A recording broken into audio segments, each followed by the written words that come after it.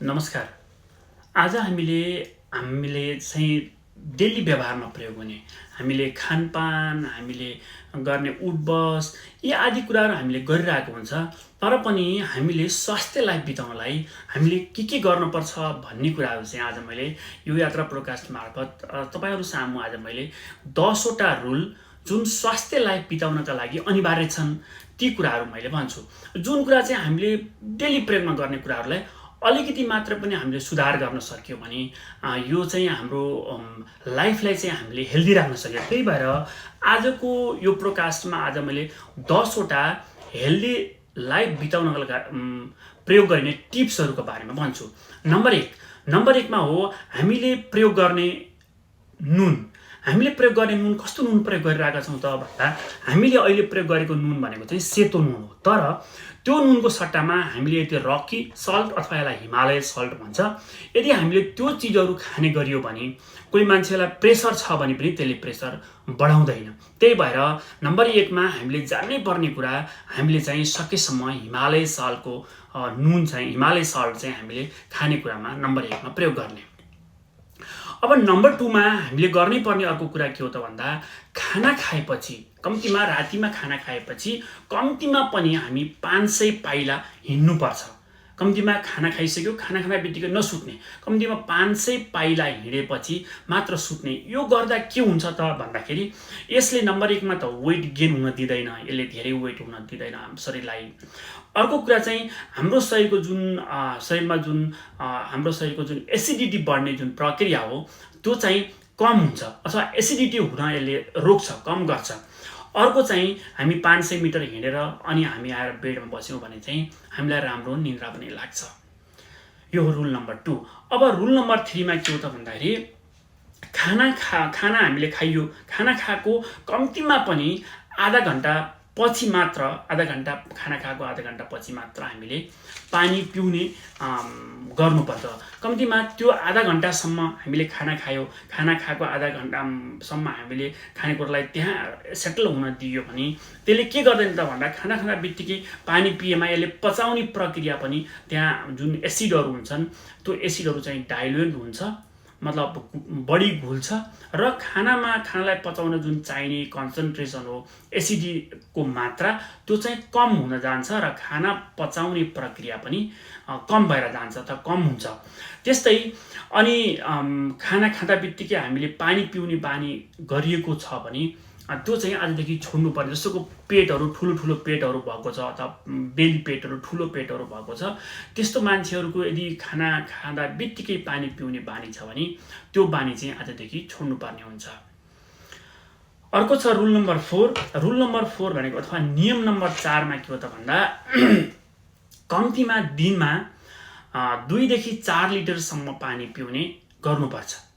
कम्तीमा दिनमा 2 देखि 4 लिटरसम्म नर्मली पानी पिने गरियो भने यसले हामीलाई के गर्दैन त भन्दा नम्बर 1 मा त यसले हाम्रो किडनी स्टोन हुन दिँदैन, किनभने हामीलाई त्यो किडनीमा यो पानीको फ्लो भइरहन्छ र किडनीमा भएको जमेको केही चिजहरूलाई त्यसले वास आउट गर्छ। त्यही भएर नम्बर 1 मा किडनी स्टोन नहुने भयो। दोस्रो कुरा चाहिँ हाम्रो शरीरमा मेटाबोलिक एक्टिभिटी हुँदाखेरि हाम्रो शरीरमा धेरै टक्सिकहरू प्रोडक्सन भइरहेको हुन्छ जुन चाहिँ ब्लडमा आउँछ र यदि हामीले बाहिरबाट हामीले पानी पियो भने त्यो चाहिँ पानी एब्जर्ब भएर फेरि ब्लडमा अथवा सर्कुलेसनमा जाने भएकोले त्यो टक्सिकलाई चाहिँ यसले के गर्ने गर्छ त भन्दा पखाल्ने गर्छ। त्यही भएर दिनमा कम्तीमा पनि 2 देखि 4 लिटर पानी पिउने गरौँ। रुल नम्बर 5 मा हामीले बिहान उठ्दा बित्तिकै कम्तीमा पनि मनतातो पानी 1 गिलास मनतातो पानी पिउने गरौँ। मनतातो पानी पिउँदा के हुन्छ त भन्दा हाम्रो शरीरलाई त्यो मनतातो पानीले हाम्रो शरीरमा भएको जुन हाम्रो खाने प्रक्रियामा भएको जुन एसिडिकहरू त्यसलाई स्टिमुलेट गर्छ र खाना पचाउने प्रक्रियालाई छिटो बनाउँछ। साथै चिसो पानीले बिहान उठ्दा बित्तिकै मुख धुने बानीको विकास गरौँ, जसले चाहिँ पानी आँखामा हालेर छ्यापछ्याप्ती मुख धुँदा के हुन्छ भन्दा हाम्रो आँखाको रोशनी पनि बढेर जान्छ। र अर्को कुरा हामीले बिहान उठेर मनतातो पानी खाना बित्तिकै हाम्रो शरीरमा रातभरि सुत्दाखेरि हाम्रो शरीरमा मेटाबोलिक एक्टिभिटी हुँदाखेरि त्यहाँबाट हाम्रो शरीरमा यो टोटल मेटाबोलिक प्रक्रियामा त्यहाँबाट टक्सिकहरू उत्पादन भएर निस्केको हुन्छ र त्यो टक्सिकहरूलाई यदि हामीले मनतातो पानी बिहान खाइयो भने त्यसलाई चाहिँ त्यो टक्सिकलाई चाहिँ ब्लड सर्कुलेसन मार्फत किडनी थ्रु भएर त्यसलाई बाहिर निकाल्न सहयोग गर्छ। अब अर्को छ रुल नम्बर 6। अब रुल नम्बर 6 मा के छ त भन्दा खाना पकाउँदाखेरि हामीले सकिन्छ भने सकेसम्म चाहिँ हामीले गाई भैँसीको घिउ प्रयोग गरौँ खाना पकाउने बेलामा चाहिँ। अनि त्यसो गर्न नसक्यो भने के गर्ने त भन्दाखेरि त्यसो गर्न नसके हामीले तोरीको तेल अथवा नरिवलको तेल प्रयोग गरेर खाना पकाउने गर्ने। त्यो भन्दा अहिले बजारमा विभिन्न थरीका तेलहरू भेटिएका छन्, सबै तेलहरू प्रयोग नगर्ने। यदि हामी हेल्दी लाइफ चाहन्छौँ भने नम्बर 1 मा हामीले गर्नुपर्छ, यदि फ्याटको रूपमा अथवा हामीलाई बोसोको रूपमा चाहिने वस्तु चाहिँ हामीले गाई भैँसीकै घिउबाट सकिन्छ भने, सकिँदैन भने पनि हामीले तोरीको तेल अथवा नरिवलको तेल प्रयोग गरेर खाना पकाउने बानीको विकास गर्ने। रुल नम्बर 6 मा खानालाई सकेसम्म रङ्गी बिरङ्गी बनाउनु पर्छ। रङ्गी बिरङ्गी भनेको विभिन्न रङहरू हालेर होइन। रङ्गी बिरङ्गी भनेको जस्तै पहेँलो खानेकुरा जस्तै पाकेको चिजहरू भयो, मेवाहरू भयो, आँपहरू भयो, हरियो भनेको सागसब्जीहरू भयो होइन। अनि त्यस्तै गेडागुडीहरू भयो। अनि यी विभिन्न चिजहरूलाई हामीले एकपटकको खानामा यी विभिन्न चिजहरू प्रयोग गरेर खानालाई रङ्गी बिरङ्गी बनाएर खाने गरियो भने हाम्रो यसले चाहिँ के गर्छ त भन्दाखेरि हाम्रो शरीरको डाइजेसन प्रणालीलाई यसले राम्रो गर्छ र शरीरबाट सजिलैसँग मेटाबोलिक एक्टिभिटी हुँदा शरीरलाई चाहिने वस्तुहरू सबै खानेकुराहरूबाट एब्जर्ब हुन्छ र ब्यालेन्स डाइट बनाउन सहयोग गर्छ शरीरलाई। त्यस्तै हामीले चाहिँ सकेसम्म हाम्रो खानेकुरामा हामीले व्हाइट चिजहरू कम प्रयोग गर्ने।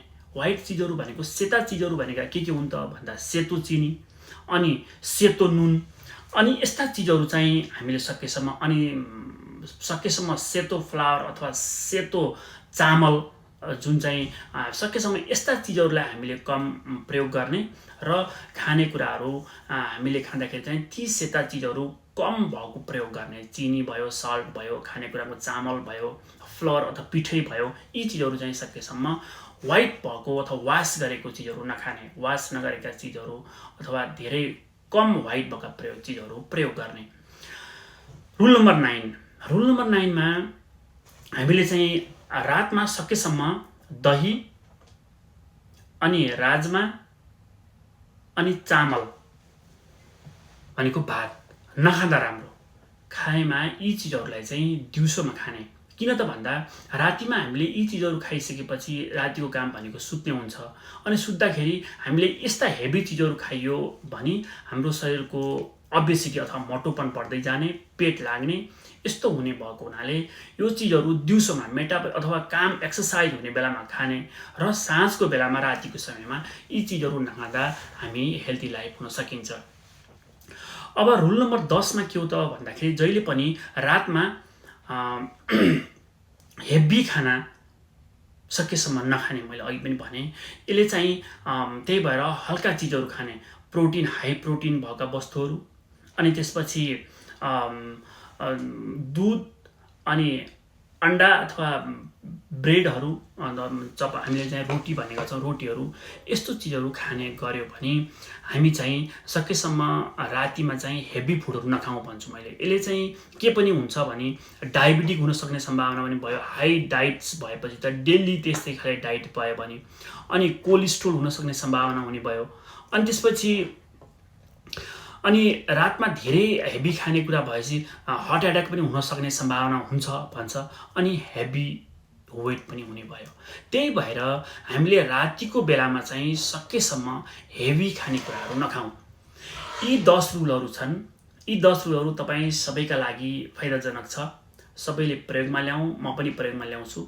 त्यही भएर हेल्दी लाइफ बचाउनलाई अथवा स्वास्थ्यलाई बिताउनका लागि यी 10 पोइन्ट्सहरू हामी सबैका लागि फलदायक छन्।